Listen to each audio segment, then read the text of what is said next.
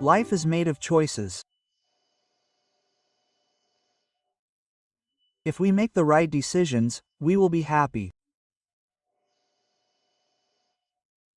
If we make the wrong ones, we will suffer the consequences.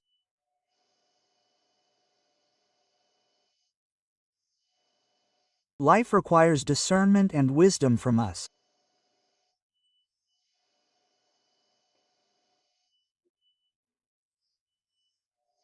Because if we don't understand the meaning and purpose of things, we will get things wrong.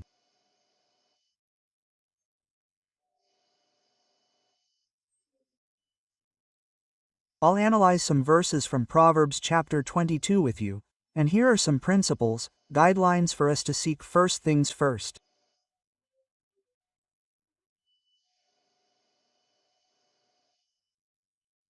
Because if we don't seek first things first, our life's priorities will be upside down.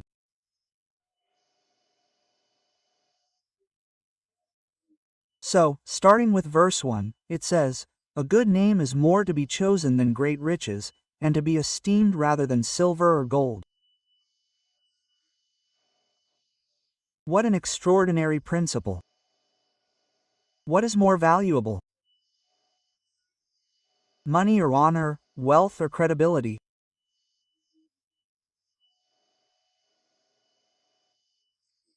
Fortune or a good name?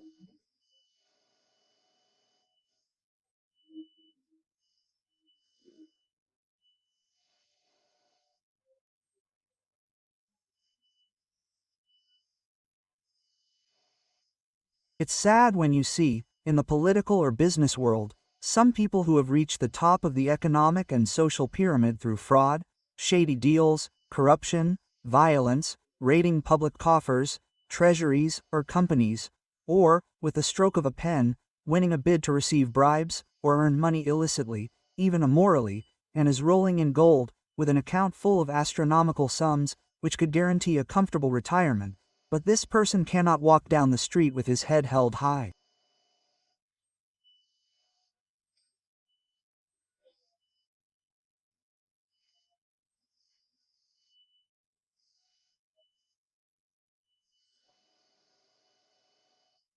He cannot look his own children in the eye with dignity.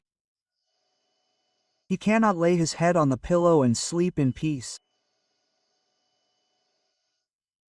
So, Solomon, who was a rich, very rich man, recognized the fact that a good name is worth more than riches. And furthermore, being esteemed is better than silver and gold. It is more important to be loved in the marketplace than to have money in your pocket. In times of crisis, to have someone by your side, someone who lends a hospitable shoulder. So, what are the priorities? What is more valuable? Solomon is giving the good. Being esteemed is much better than fortune, than riches, than gold, than silver. Verse 2. The rich and the poor meet together. The Lord makes them both. Wealth is a gift from God. There is no sin in being rich, just as there is no virtue in being poor. Being rich doesn't mean that someone is blessed and the poor are cursed. It doesn't mean that the rich have more advantages than the poor when it comes to their salvation. No, God grants both.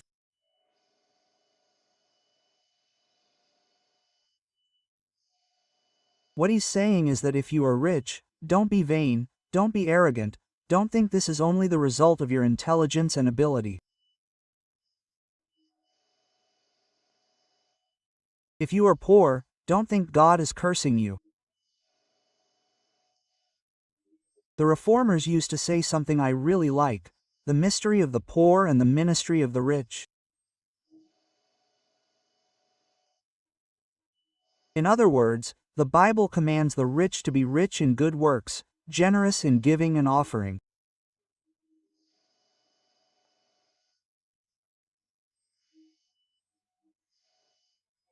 The greedy rich, the selfish, money-loving rich, having money as a master and as a servant, will suffer much pain, torment in their soul, will not keep their faith, will apostatize.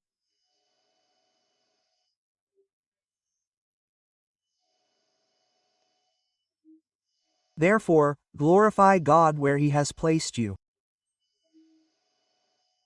And have a grateful heart and a generous heart, because no one is ever so rich that they cannot receive, and no one is ever so poor that they cannot give.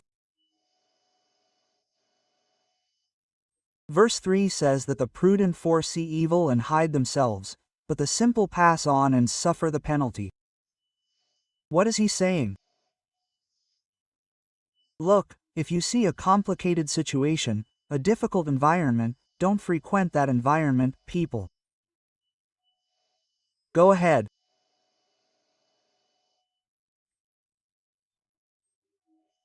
If people are involved in heavy, sinful things, don't hang out with that crowd, don't associate with them.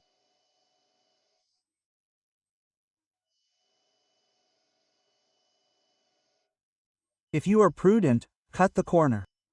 What does the psalm say first? Blessed is the man who does not walk in the counsel of the wicked, nor stand in the path of sinners, nor sit in the seat of scoffers. So, flee from evil. Flee even the appearance of evil. Some people have a kind of fatal attraction to error. They attract storms or chase storms. Wherever there is a problem, it's there. No, if you are prudent, you see it and flee. Don't be a deceived dove that will fly into the abyss, that will fly into destruction. No, don't do that. Isn't it written like this? The reward of humility is the reward of humility, and the fear of the Lord. And the reward of humility and the fear of the Lord is riches, honor, and life. Pay attention to this. Humility and the fear of God. What does being humble, a God-fearing person represent? It represents riches, it represents honor, it represents life. So, flee from pride. It's foolish, a person with a stuck-up nose, a puffed-out chest. If you know who God is, the greatness of God, you can't stand there like a balloon full of air. If you know your own heart, which is corrupt, desperately corrupt, you can't applaud yourself. So, the path to a full life, of seeking first things first, is to be humble. Humble. And furthermore, you need to fear God, which is the beginning of wisdom. This is riches, this is honor, this is life for you. But still, you see, there are thorns and snares in the way. From the wicked. He who guards his soul will withdraw from them. Thorns and snares. The path is already thorny, and there are traps on that path. What will be on the path of the wicked? There will be thorns, there will be snares. The wicked walk on minefields. What is the advice? The advice is to guard your soul, withdraw from these wicked people. You have to associate with people better than you. You have to associate with people who inspire you. You have to make alliances with those who are ready to walk with dignity, with integrity, with blameless and irreproachable lives. Associating with those who practice error and evil will end up spilling over into your life as well.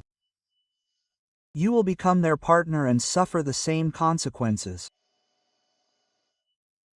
Verse 6 says, "Train up a child in the way he should go, and when he is old, he will not depart from it." There are some important things here. There is an order. Teach the child. We are living in a generation where we are taking children to school at 2, 3 years old. Parents are abdicating the right and privilege they have to educate their children. Parents are too busy to be concerned with their children. And today, who is educating children? School, cartoons, internet games.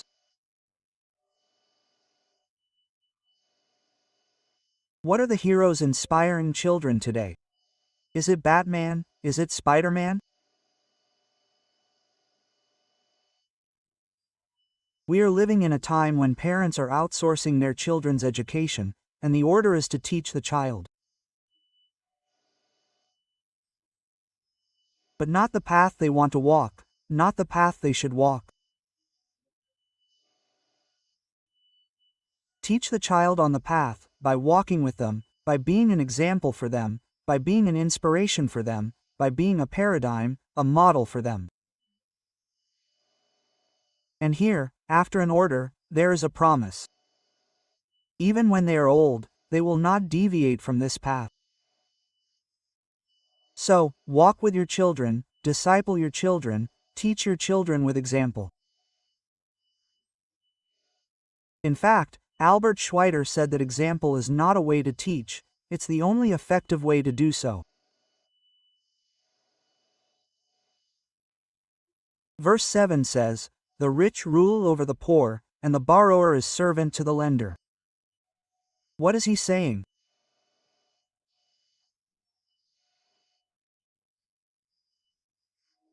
Is that if you have economic power in your hands and you need financial help, you run the risk of the lender dominating you.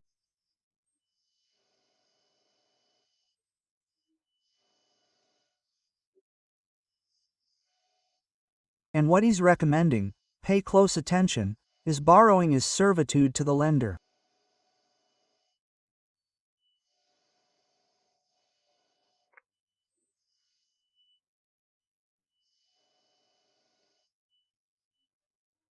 Especially when the lender is someone who will exploit you, someone who will charge you excessive interest, someone who will take advantage of your hardship, your financial difficulty, to demand an interest rate beyond the normal to profit from your misery.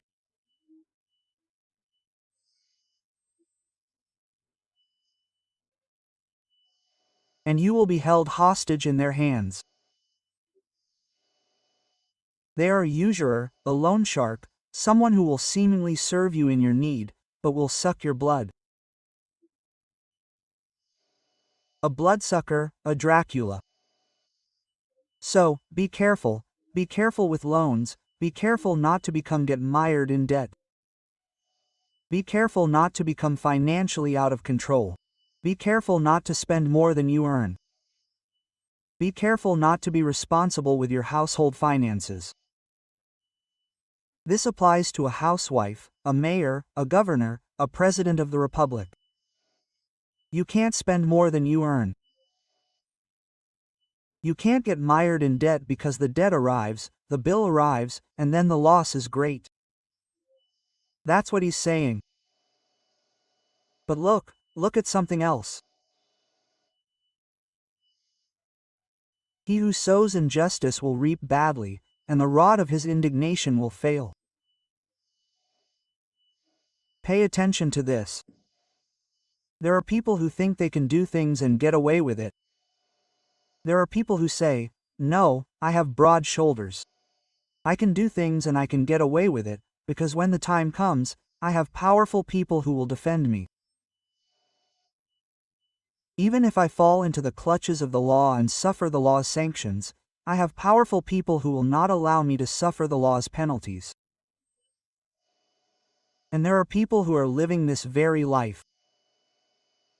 There are guilty people who come out as innocent. There are innocent people who come out as guilty.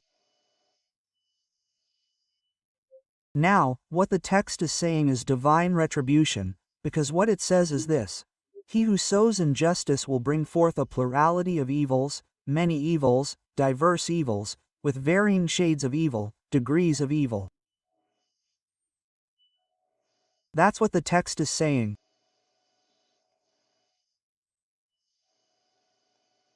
Verse 9, "The generous will be blessed, because by giving their bread to the poor, the generous will be blessed.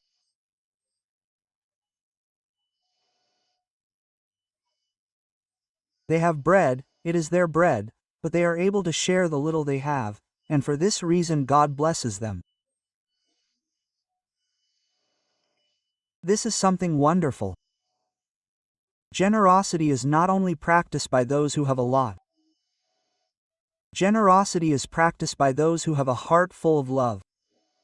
It was in this sense that John the Baptist said, "You have 2 tunics, give one." It's not if you have a whole wardrobe of tunics, no, if you have 2, give one. If you have food in your house, share it with those who don't. If you only have 1 loaf of bread, break it in half. Because when you have this attitude of generosity, God values it, God honors it, and God blesses you. Continuing, the text says, "Cast out the scoffer, and strife will go with him. Quarrels and shame will cease." A scoffer is a storm provoker. A scoffer is one who takes and brings. A scoffer is one who creates intrigues, is one who plays one against another. It is one who raises suspicions here and there and plays one person against another, builds walls of hostility. The text is, "Throw out this person, throw out this person, run away from this person, do not live with them, do not give them space in your schedule, do not harbor this person in your relationships." Quote.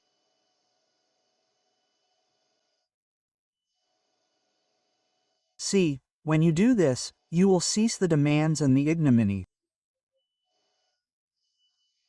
There's too much demand today, people. There's too much confusion today. There's too much fighting today. There's too much dispute today. There's too much confusion today. It's time to stop. And how do you stop?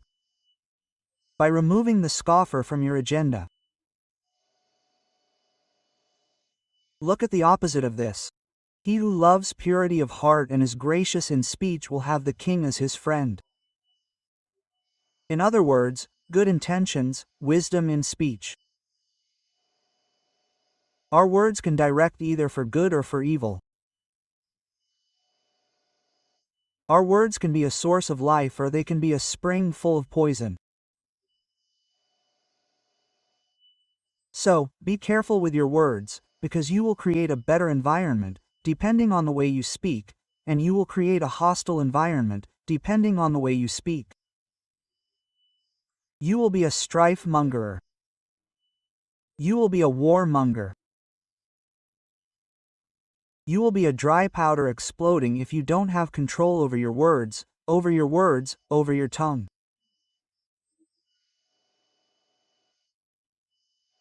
It is poison, it is fire, it is contaminating. Everything. That's why the Bible says, if you want to be truly religious, you need to bridle your tongue. But the text goes on to say, "The eyes of the Lord preserve those who have knowledge, but the words of the wicked he overthrows."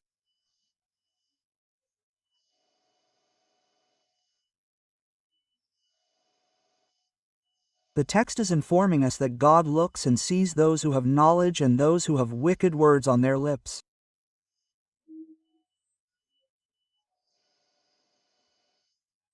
God preserves one, and rejects another. Now, look at 13. The lazy man says, "A lion is there outside, I will be killed in the middle of the streets." The lazy man sees problems where there are no problems, sees threats where there are no threats. He doesn't want to get up early to work, saying, "Go, there's a lion there and he's going to get me." He sees ghosts, he sees lions, he sees danger, he sees death, he sees all kinds of problems to keep him from leaving his comfort zone, his inertia, his laziness. So, don't make excuses. The Bible says, "He who does not work, let him not eat." And we are living a reality in Brazil, and it's an analysis I make, and not just me, but millions of people do, that sometimes, in our eagerness to help people in need, we are leaving them complacent with welfare. There are states in Brazil that have more Bolsa Familia than work permits.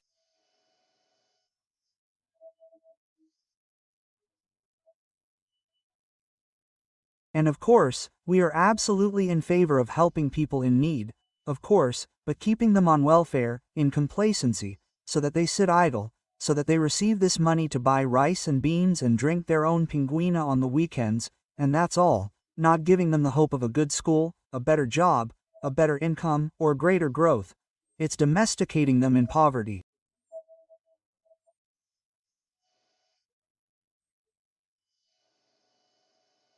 What does this produce? Laziness. Sometimes, wherever I go, I see people sitting around, arms crossed, people who could be working, people who could be studying, people who could be producing, people who could be improving their living conditions, but are completely complacent because of welfare. What will this lead to? Laziness and poverty. But look further. The mouth of a strange woman is a deep pit. Whoever the Lord is angry with will fall into it. So, beware of smooth talk, of lips of honey, of butter, of seduction, to lead you into an abyss of infidelity. Be careful not to be lured by this siren song. Be careful not to be dragged by your passions. Be careful not to enter this slippery path, because if you do, God may judge you, hand you over to the charms, the risks, the dangers, the very death of this situation. To conclude, it is written, "Foolishness is bound up in the heart of a child, but the rod of discipline will drive it far from him."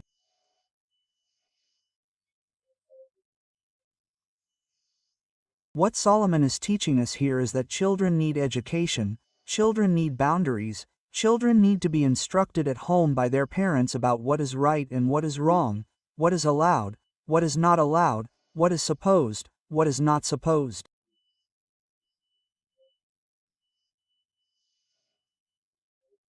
Children need to learn at home the consequences of wrong decisions and the benefits of right ones.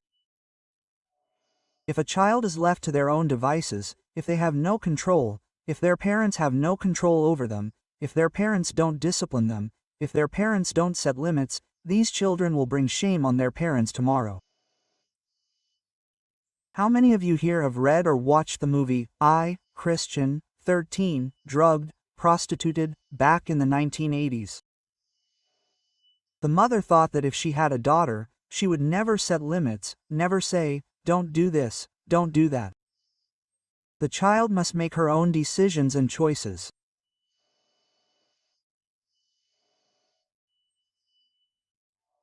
This mother discovered that her 13-year-old girl, raised with free rein, without any parameters, without any guidelines, ended up prostituting herself and taking drugs at the age of 13. Fathers, do not renounce your duty, your responsibility to raise your children in the admonition, discipline, and instruction of the Lord.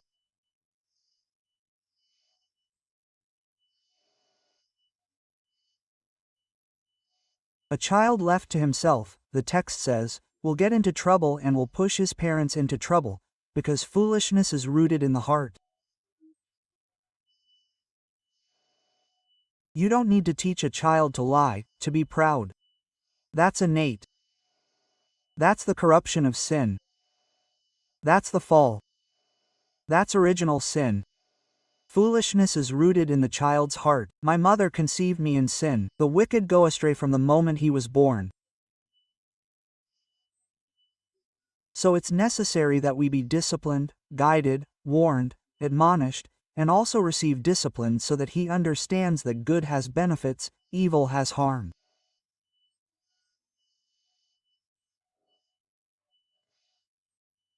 Finally, the last verse, "He who oppresses the poor to enrich himself, or who gives to the rich will surely become poor." What is he saying?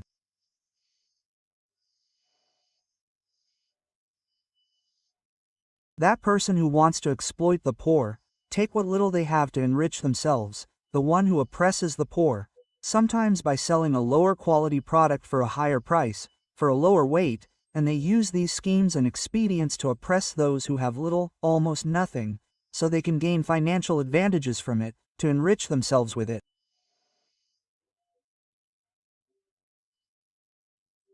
In the end, this bill will arrive for them, and this will be a cause of poverty and misery for them. If not financial poverty, but poverty in the sense of lack of peace, lack of joy, lack of contentment, lack of emotional balance, lack of God's blessing. So, do you want to be blessed? Seek first things first. Do you want to be a blessed person? Honor God, love your neighbor, care for your neighbor. Live a life with absolute values, because there are things more valuable than great wealth, much gold. For example, a good name is worth more than riches. May God bless your life abundantly. These are principles of God that, if observed, will bring rich spiritual dividends to our lives.